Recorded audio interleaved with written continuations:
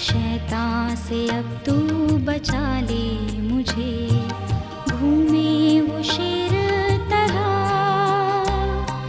शक्ति तू ऐसी दे दे मुझे, पाऊँ मैं उस पर फतह, पाऊँ मैं उस पर फतह।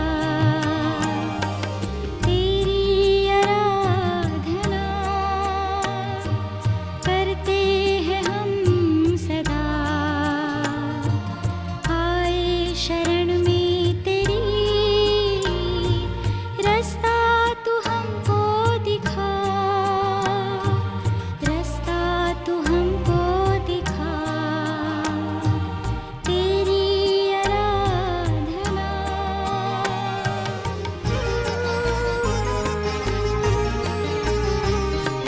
चाहत है मेरी तू दिल में बसे, भर दे सब खाली जगह। ऐसा ही मैं जीवन जीऊं, बन जाऊं तेरी तरह, बन जाऊं तेरी तरह। तेरी आराधना करते हैं हम सदा, आए शरण में तेरी, रास्ता तू हमको दिखा, रास्ता तू हमको दिखा। तेरी आराधना। यीशु मसीह के मीठे और मधुर महान नाम में फिर से एक बार आप लोगों को नमस्कार। क्योंकि परमेश्वर ने हम सबों को अपने ही अनुसार बनाया है, जैसा वह है उसी तरह से हम लोगों को बनाया। जैसा उसकी दिमाग है, जैसा उसकी सब कुछ है, वैसा ही हम लोगों को बनाया कि हम लोग उसकी महिमा और प्रशंसा करें, उस पर धीरज और ईमान लाएं। आइए आज हम परमेश्वर के बारे में सीखेंगे। उसके पहले हम प्रेयर की ओर जाएंगे। आइए प्रेयर करेंगे। स्वर्ग और पृथ्वी के सृजनहार पिता परमेश्वर, तेरा धन्यवाद देते हैं कि तूने जिंदा रखा है कि हम लोग एकजुट हो करके तेरे नाम को ले सकते हैं, तेरी महिमा प्रशंसा कर सकते हैं। प्रभु, आज हम तेरे बारे में सीखने जा रहे हैं। लोगों को तू आशीष दे, बुद्धि दे, ज्ञान दे कि ये तेरे बारे में सीख सकें और अपनी धीरज तुझ पर बनाए रखें। सारी चिंता समस्या तेरे हाथों में देते हुए यीशु के नाम से प्रार्थना मांगते हैं, आमीन। अभी हम लोग धीरज के बारे में सीखेंगे कि धीरज क्या चीज़ है। अगर धीरज के बारे में हम लोग सीखेंगे तो हम लोग इस बाइबल से पढ़ेंगे कि धीरज क्या कहता है, परमेश्वर में धीरज कैसे रखना जरूरी है। आइए हम लोग खोलेंगे इस बाइबल को और रोमियो 15 के 4 और 5 पढ़ेंगे। रोमियो 15 के 4 और 5 क्या कहता है, हम पढ़ेंगे। जितनी बातें पहले से लिखी गई वे हमारी ही शिक्षा के लिए लिखी गई है कि हम धीरज और पवित्र शास्त्र के प्रोत्साहन द्वारा आशा रखें। धीरज और शांति का दाता परमेश्वर तुम्हें यह वरदान दे कि मसीह यीशु के अनुसार आपस में एक मन रहो। यहाँ हम लोग सीखते हैं कि धीरज एक क्या है, एक धीरज आशा है। हमें कोई भी चीज़ पर धीरज रखने का मतलब कि हम लोग उस पर आशा रखते हैं और हम लोग उस आशे का अनुभव करते हैं। ये धर्मशास्त्र से हम लोग सीखते हैं कि हमें किस तरह से परमेश्वर के ऊपर धीरज रखना है, किस तरह परमेश्वर के ऊपर आशा रखना है। क्योंकि परमेश्वर हमारा सब कुछ है। उसने हमें सब कुछ बना करके हम मनुष्यों को दे दिया कि हम लोग उस पर विश्वास रखें, धीरज रखें। क्योंकि वो जानता है कि बहुत सी समस्याएं, बहुत सी विपत, बहुत सा ऐसे ऐसे चीज़ आएंगे जिससे मनुष्य गिर सकता है। अय्यूब एक ऐसा व्यक्ति था जो परमेश्वर के ऊपर विश्वास रखता था और परमेश्वर के ऊपर धीरज रखता था, क्योंकि उसके पास बहुत सी समस्याएं आई, लेकिन वो उसको झेलता रहा पर परमेश्वर से विश्वास नहीं तोड़ा। एक बार शैतान परमेश्वर के पास जाता है और उससे परमेश्वर पूछता है कि तू जानते हो कि अय्यूब मेरा एक ऐसा दास है जो वह मुझ पर ही भरोसा रखता है और मुझसे वो बहुत प्यार करता है, इसलिए मैं उस पर बहुत खुश हूँ। अगर तुम उसको देखना चाहते हो तो जाओ और उसका जांच करो, लेकिन देखो उसका प्राण मत लेना, सब कुछ करके देख लेना। शैतान उसके पास जाता है और उसका जांच में लग जाता है। एक दिन उसके पूरी जितनी भी गाय बैल थी सबको वो नाश कर देता है। उसके नौकर आते हैं और उसे बोलते हैं कि राजा साहब सभी गाय मर गई, हम क्या करें, हम ही बच करके वहाँ से आए। फिर दूसरे भी आता है और उससे दूसरी बात को बोलता है कि मेरी ये भी संपत्ति खत्म हो गई, और उस पर भी वो अपनी व्यवस्था से नहीं हटता है, परमेश्वर के ऊपर ही धीरज रखता है। तीसरा व्यक्ति भी आकर के बोलता है कि आपके बेटे मर गए, लेकिन उस पर भी वो नहीं विश्वास करता है और परमेश्वर के ऊपर ही अपना विश्वास को रखता है। यहाँ तक कि वो शैतान अय्यूब के पूरी संपत्ति को ख़त्म कर देता है और उसके शरीर में फोड़ा को डाल देता है। जब फोड़ा को डालता है तो उसका बदन एकदम फोड़े से भर जाता है और उसको इतना दर्द होता है, इतना कि वो दर्द से कराहता है और ये कराहते कराहते फिर भी अपने परमेश्वर के ऊपर ही विश्वास रखता है और धीरज रखता है। जब उसके बात को उसकी पत्नी आती है और देखती है तो बोलती है कि हे अय्यूब, तू कैसा विश्वासी है, तू अपने परमेश्वर के ऊपर विश्वास रखता है, करता है, उस पर धीरज रखा है, लेकिन तेरा परमेश्वर सही नहीं है। तेरा परमेश्वर अगर सही होता तो तुझे इस दुख से बचाता, इस दुख में तेरा साथ देता और इस दुख को समाप्त करता, लेकिन तेरा परमेश्वर सही नहीं है। तू अपने परमेश्वर को छोड़ दे, बेकार के तू क्यों विश्वास किया है उस पर, क्यों उस पर धीरज रखा है, तेरा परमेश्वर सही नहीं है। लेकिन इतना बात सुनने पर भी अय्यूब अपने विश्वास को तोड़ता नहीं है। वो कहता है कि कोई बात नहीं, मेरा परमेश्वर सारा चीज़ दिया था और उसी ने ले रहा है, इसलिए हम उस पर खुश हैं, न कि हम उस पर नाराज़ हैं। वो हमें कभी भी छोड़ने वाला नहीं है, वो हमें बचाने वाला है। लेकिन ये जानो कि जब तक मेरे शरीर में प्राण रहेगा तब तक मैं अपने परमेश्वर को नहीं छोड़ सकता हूँ, चाहे मुझे इस दुनिया से क्यों न चल जाना पड़े। मेरी संपत्ति पूरी चली गई, मैं भी चला जाऊंगा, लेकिन मैं अपने परमेश्वर के ही ऊपर विश्वास रखूंगा। मेरा परमेश्वर दिया है, वही लिया है और वही फिर देगा, इसलिए मैं परमेश्वर के ऊपर ही विश्वास करूंगा। जब इतना बात को बोलता है तो शैतान वहाँ से चला जाता है और फिर परमेश्वर उनके सारी संपत्ति को वापस कर देता है और परमेश्वर उसे बोलता है, हे अय्यूब, तू धन्य है, तू धन्य विश्वासी है, तू धन्य धीरजवान है जो मुझ पर रहा। कितना भी शैतान तुझ पर अपनी विश्वास हटाने के लिए कोशिश किया, लेकिन तूने मुझ पर ही विश्वास किया, इसलिए तुम्हारा जितना भी संपत्ति है सब कुछ फिर तुम्हें उससे भी अधिक मिल जाएगा। यहाँ तक ही ऐसा वो विश्वासी था कि अपनी सारी चीज़ देते हुए भी, ख़त्म होते हुए भी उस पर विश्वास ही रखा।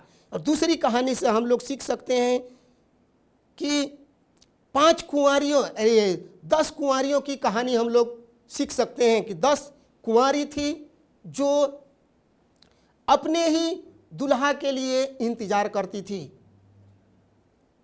अपने साथ में बहुत से दिए लिए थे, बहुत से एक्स्ट्रा तेल लिए थे, लेकिन उसमें से भी 5 एक्स्ट्रा तेल ली थी और 5 एक्स्ट्रा तेल नहीं ली थी। जब उसकी राजा का आने का, दुल्हा के आने का समय हुआ तो उससे पहले ही सभी 10 का दिया बुझ गया। और जब दिया बुझ गया तो 5 जो एक्स्ट्रा तेल नहीं ली थी वो अपने दोस्त दूसरे 5 से जो अच्छी लड़की थी, जो कुंवारी थी, उससे मांगने की कोशिश की, लेकिन उसका 5 अच्छी कुंवारी बोली कि हमारे पास एक्स्ट्रा तेल नहीं है, ये तेल है हम लोगों के लिए, तुम लोगों के लिए नहीं है, तुम जाओ और बाहर से खरीद करके ले आओ।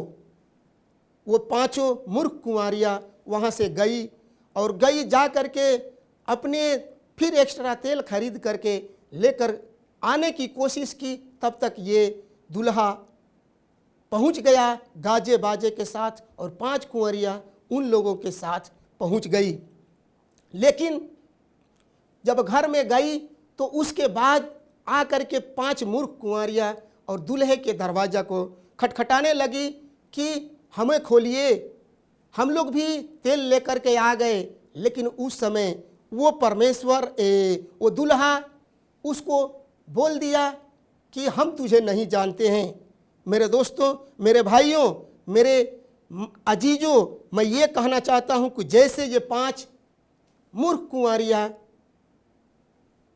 अविश्वास होने के चलते अपने दुल्हा के साथ नहीं हो सकी, उसी प्रकार हम लोगों को नहीं होना है। हम लोगों को उस अच्छे 5 कुंवारियों के समान होना है जो अपने परमेश्वर पर विश्वास रखी, अपने परमेश्वर के ऊपर धीरज रखी और एक्स्ट्रा तेल लेकर के आई। वो तेल से हम लोग जानते हैं कि ये परमेश्वर का वचन है। ये परमेश्वर का वचन हमारे दिल में रहना चाहिए, ताकि जब तक ये परमेश्वर की वचन हमारे दिल में रहेगा तभी हम धीरज रख सकते हैं। और तीसरी हम ये जान सकते हैं, अब्राहम से हम लोग सीख सकते हैं कि अब्राहम भी एक ऐसा व्यक्ति था जो धीरजवान था।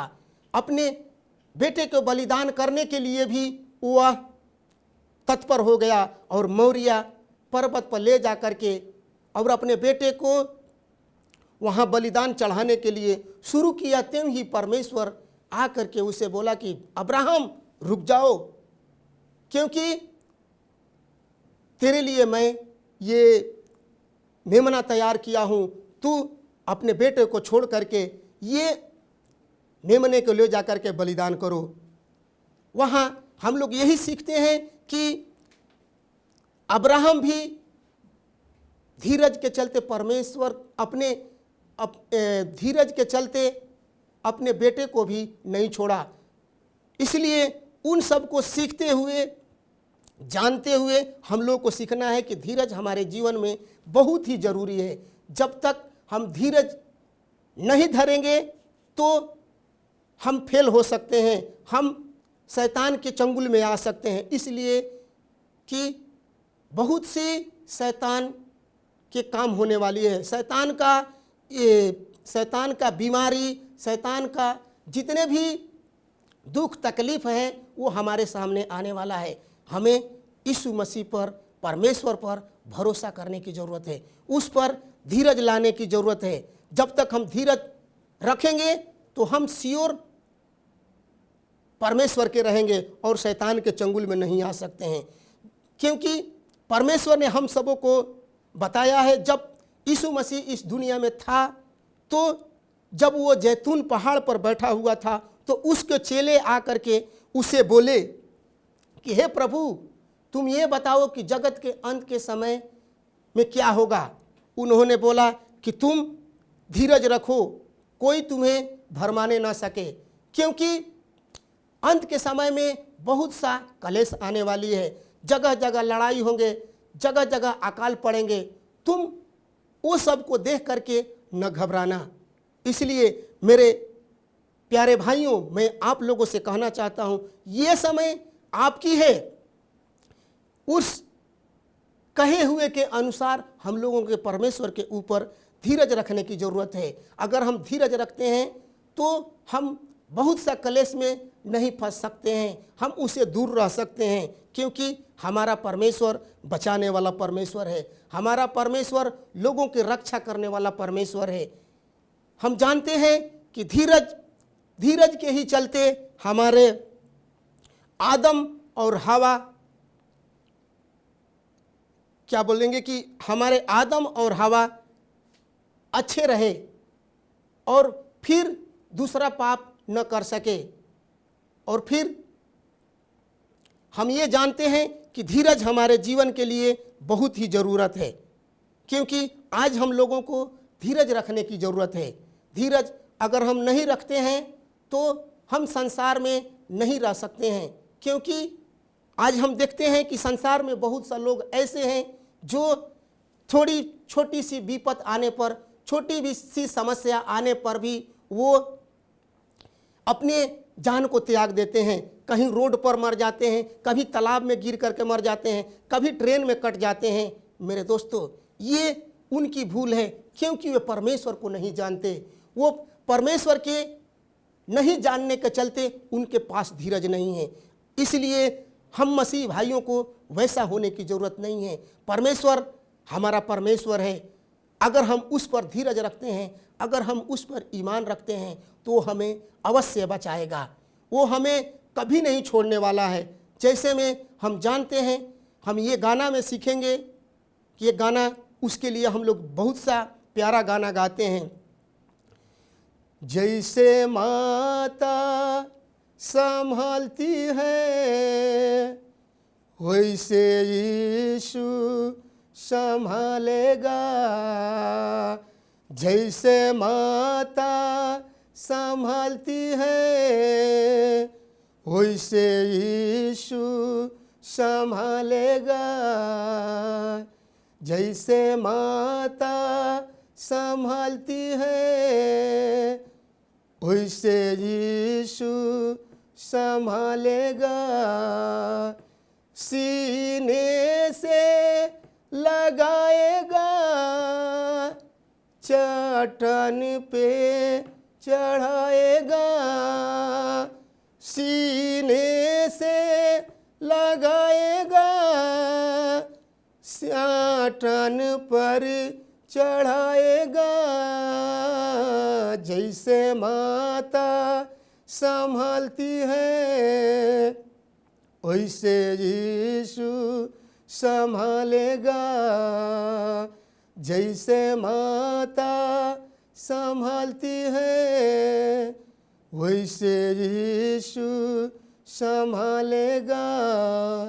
मेरे दोस्तों, मैं आप लोगों से ये कहना चाहता हूँ कि जैसे माता संभालती है वैसा हमारा परमेश्वर यीशु मसीह है जो हम लोगों को संभालता है। वो कभी नहीं चाहता है कि हमारा लोग नाश हो जाए, हमारे लोगों पर परेशानी आए, लेकिन परेशानी हम लोग अपने ही आप मोल लेते हैं।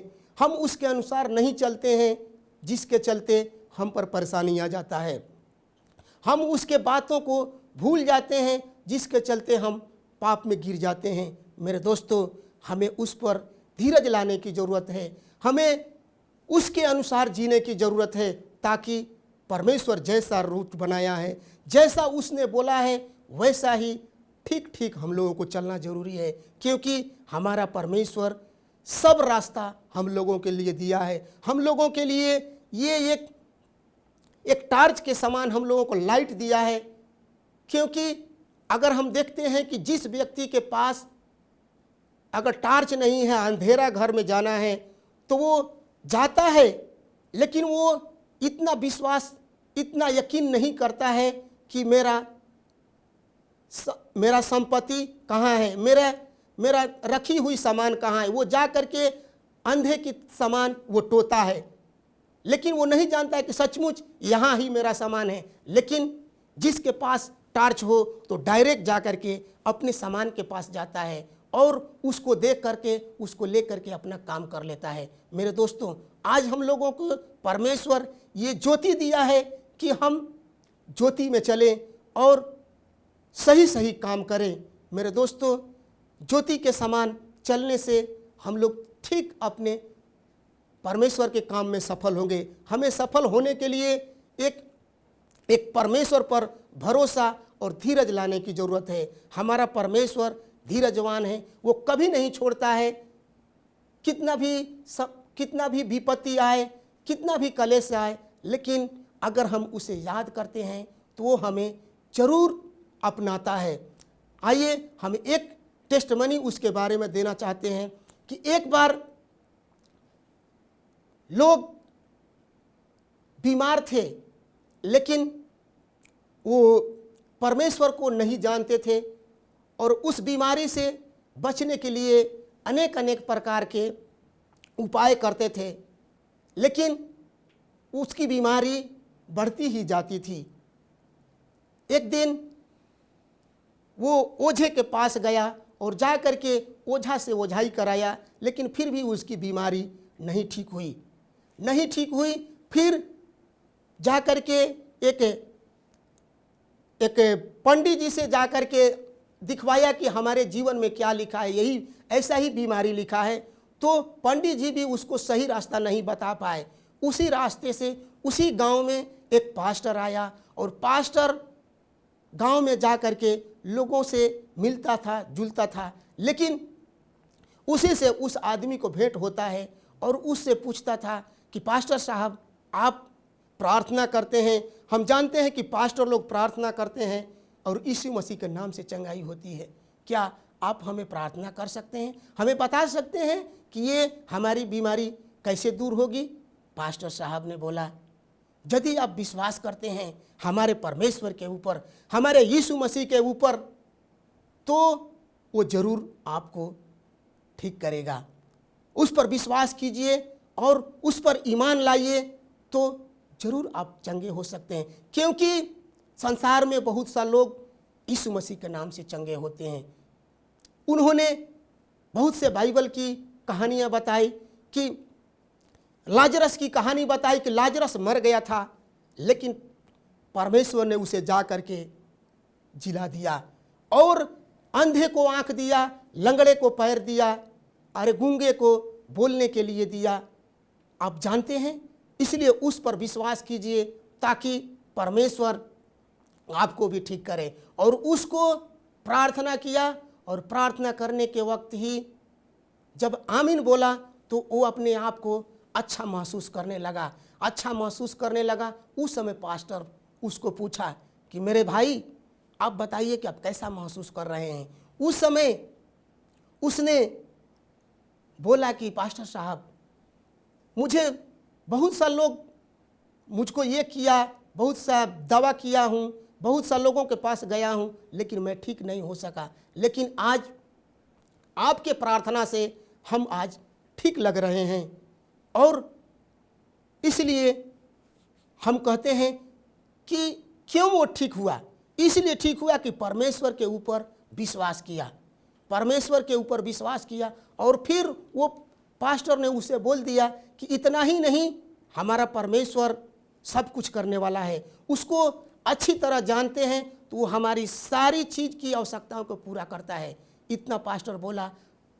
लास्ट में ऐसा हुआ कि कुछ दिनों के बाद वह आदमी परमेश्वर के हो गया और परमेश्वर में ही विश्वास करना शुरू कर दिया और इस तरह से दूसरे को भी उस पास्टर ने बहुत से लोगों को चंगाई किया। इसलिए मैं ये कहना चाहता हूँ मेरे दोस्तों, मेरे भाइयों, कि आज आप लोगों के टाइम है, ये टाइम आपकी है। आप लोगों को विश्वास करने की ज़रूरत है। इस टाइम में आप लोग विश्वास करें और परमेश्वर पर धीरज लाएं, क्योंकि धीरज ही परमेश्वर के लिए काफ़ी है। अगर धीरज रखते हैं तो परमेश्वर आपको चंगाई करेगा, आपके जीवन में काम करेगा। आइए हम आप लोगों के लिए प्रार्थना करते हैं। स्वर्ग और पृथ्वी के सृजनहार पिता परमेश्वर, एक बार फिर तेरे चरणों के तले आते हैं। हम लोग तेरे धीरज के बारे में सीखे प्रभु। हम जानते हैं कि हमारे भाइयों के पास में उतना धीरज अच्छी नहीं है, लेकिन प्रभु तू उसे धीरज दे, उसे धीरज दे कि वो तुझ में बढ़े और तेरी महिमा और तेरी प्रशंसा करे, क्योंकि शैतान पीछे पड़ा हुआ है। वो चाहता है कि परमेश्वर के लोगों को नाश करे, उसको परमेश्वर के पास ना जाने दे। महान परमेश्वर, तू सच्चा परमेश्वर है। अपने लोगों की रक्षा रखवाली कर और इन्हें तू धीरज दे कि तुझ में आगे बढ़े और तेरी महिमा और तेरी प्रशंसा करें। ये छोटी सी प्रार्थना को यीशु मसीह के मीठे और मधुर महान नाम से मांगे हैं। दया से सुन और स्वर्ग राज में ग्रहण कर। आमीन।